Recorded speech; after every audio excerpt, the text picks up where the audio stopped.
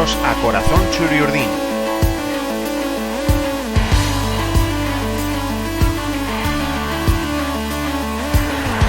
El podcast en el que escucharéis historias sobre la historia de la Real Sociedad.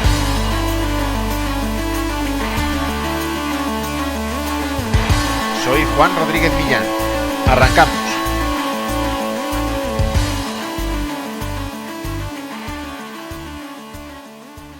Aunque la temporada 1992-93 se despidió con el subidón emocional del cierre de Atocha y la despedida de Alberto Górriz, el jugador que más veces vistió la camiseta Churiurdin en partido oficial, aquel curso fue muy complicado para la Real. Eliminada a las primeras de cambio en la Copa de la UEFA por un rival que se antojaba inferior, el Vitoria de Guimaraes, con una plantilla en transición, fueron pocas las alegrías de aquella campaña. Aquella Real de Toshak, de hecho, ocupó plaza de descenso o promoción durante 14 de las 38 jornadas de Liga, y no las abandonó desde el arranque de la competición hasta el 10º partido. Pero hubo una luz en la temporada, en la Copa del Rey, que acabó siendo la última gran batalla de Atocha, una en la que no se pudo cantar victoria al final, pero que habla de los méritos y de los principios de un equipo como la Real. En aquella Copa, los equipos de primera entraron en la cuarta ronda. 2 eliminatorias más tarde, ya en octavos de final, lo hicieron los conjuntos que habían disputado competiciones europeas, entre ellos la Real. El equipo Churiurdin se enfrentó primero al Lleida, que aquel año acabaría consiguiendo el ascenso a primera. Empató a 0 en tierras catalanas y ganó con claridad 3-0 en Atocha, misión cumplida. Y en cuartos tocó el suerte el Real Madrid. Primer partido en el Santiago Bernabéu y la vuelta en Atocha. Lo importante, por tanto, era sobrevivir en Chamartín para buscar el éxito en el viejo campo de Duque de Mandas. El Real Madrid venía de ser eliminado en los cuartos de final de la Copa de la UEFA por el Paris Saint-Germain, que goleó a los blancos por 4-1 en la capital francesa, y fue recibido con pitos cuando saltó al césped del Santiago Bernabéu aquel 24 de marzo de 1993. En pugna con el Barcelona por el título de Liga, lo cierto es que en Madrid corrían vientos de mucha crítica, y se rumoreaba que, en el caso de no superar a la Real en la Copa, su entrenador Benito Floro sería cesado fulminantemente.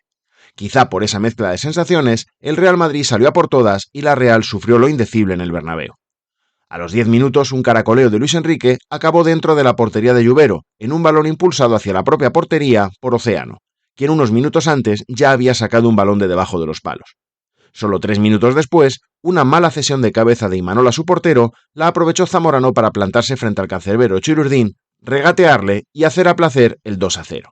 Imanol compensó el error forzando un claro penalti de Lasa, pero aquella no era la noche de la Real, y Océano falló la pena máxima mandando el balón arriba, sin que Jaro tuviera que hacer nada para impedir que la Real recortara distancias. Sí actuó el portero madridista en las estiradas de la Real en los minutos finales de la primera parte, manteniendo la ventaja para el Madrid. Al no marcar la Real, el equipo blanco sentenció ya en la segunda mitad. En los primeros minutos tras el descanso, el equipo blanco machacó la eliminatoria nada más salir de los vestuarios. En apenas 10 minutos, otros 2 goles. Primero Zamorano, con un gran disparo cruzado tras una jugada personal, y después Prosinecki, con un lanzamiento desde fuera del área. 4-0, toda una losa para una eliminatoria de Copa. Tan mal le salieron las cosas a la Real que pasó la última media hora de partido fallando ocasiones clamorosas, a pies de Luis Pérez o Uría, algunas incluso sin portero, lo que impidió que la eliminatoria se apretara algo más de cara a la vuelta. Nadie dudaba de que el vencedor sería el Real Madrid, ni siquiera Toshak, que en la víspera del partido de vuelta lo dejó así de claro. Es imposible remontar el 4-0 de la ida, sentenció. Pero quedaba una baza, Atocha, el campo que se jubilaba al final de aquella temporada, que no quería decir adiós a la Copa sin presentar la batalla que merecía su historia. Toshak planteó un partido de locos, al ataque, con una defensa en la que incrustó a Guruceta junto a Álava, con Fuentes y Uría como laterales, y con Carlos Xavier, Océano, Alquiza, Luis Pérez y Codro. Y la Real firmó una de esas noches que, al margen del resultado, quedan para la historia. Sin pensar en la remontada en realidad, el partido empezó como tiene que empezar, con un gol tempranero que caldee el ambiente. A los 13 minutos, Víctor Alquiza puso el 1-0 en el marcador, rematando de cabeza en el primer palo una falta botada con maestría por Carlos Xavier. Pero a la media hora llegó el jarro de agua fría. Snyder recogió el balón en la frontal del área, se giró y enganchó una buena volea aunque algo floja. Esperaba el balón en la portería Alberto, que jugaba su primer partido en la Real, pero botó justo delante de él y el esférico le superó. Ese empate a 1 convertía la gesta en un imposible. Había que marcarle 4 goles al Real Madrid en menos de una hora de juego para forzar la prórroga. Y ahí habló Atocha. Sus viejos muros se estremecieron y empujaron a la Real a conseguir que el milagro pareciera posible. Justo antes del descanso, como para hacer que la charla del entretiempo pudiera atisbar la posibilidad de lograr la hazaña, Fuentes colocó un centro casi desde la línea de fondo. Ni defensas ni portero madridistas tuvieron el arrojo de lanzarse a por el balón, y en el segundo palo lo encontró Alquiza, libre de marca, para enviarlo al fondo de la red, convirtiendo su segundo gol de la noche. El gesto del jugador realista de ir a por el balón rápidamente evidenció que, por complicado que pareciera, el equipo creía en la machada. El objetivo de marcar pronto nada más salir de los vestuarios no se logró, pero en el minuto 68 Alquiza terminó de firmar su mejor noche con la camiseta chururdín, su único hat-trick en la Real. Carlos Martínez, que acababa de entrar en el terreno de juego sustituyendo a Fuentes, llegó hasta la línea de fondo y metió un precioso pase atrás. Ahí apareció Alquiza en el punto de penalti para marcar el tercer gol de la Real. Y de nuevo, carrera del once realista a por el balón para no perder ni un solo segundo.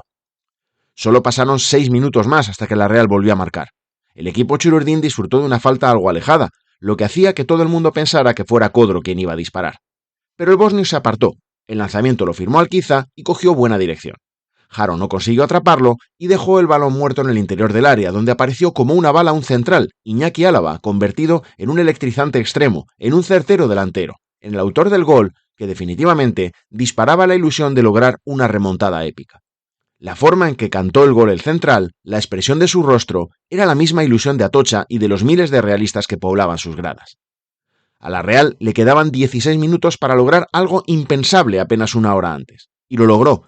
Pero si la historia se escribió de otra manera, fue por un error descomunal del árbitro del partido, Ricardo Alfonso Álvarez, un colegiado que en aquella temporada solo pitó 5 partidos de primera y que en Atocha, como el viejo campo, estaba dirigiendo su último partido de Copa. Quedaban solo 7 minutos cuando Carlos Martínez arrancó en diagonal y desde la banda derecha hacia el área del Real Madrid, cuando fue trabado de manera clamorosa. Pero el balón siguió su curso y llegó casi sobre la misma línea del área a los pies de Carlos Xavier. El portugués enganchó un disparo preciso, cruzado, de primeras, y el balón acabó en la red. Era el 5-1, el gol que enviaba esta eliminatoria imposible a la prórroga. Pero justo en el momento en el que Carlos Xavier conectaba con el balón, Alfonso Álvarez hizo sonar su silbato. Sin aplicar la ley de la ventaja, estaba señalando la falta sobre Carlos Martínez. El infractor salía así beneficiado. He pitado antes, parecía decir el colegiado a los jugadores realistas, incrédulos ante lo que acababa de suceder. La Real se quedó sin el tan merecido premio de al menos luchar otros 30 minutos más para conseguir el pase a los cuartos de final. No se consiguió. La eliminatoria acabó con el resultado global de 4-5 para el Real Madrid, que al final acabó ganando esa Copa del Rey en la final disputada ante el Zaragoza. Pero en los muros de Atocha, hasta su derribo, se mantuvo resonando esa última gran noche, esa última batalla en la que nadie daba un duro por la Real y el viejo campo puso su magia para que todo pareciera posible hasta el pitido final.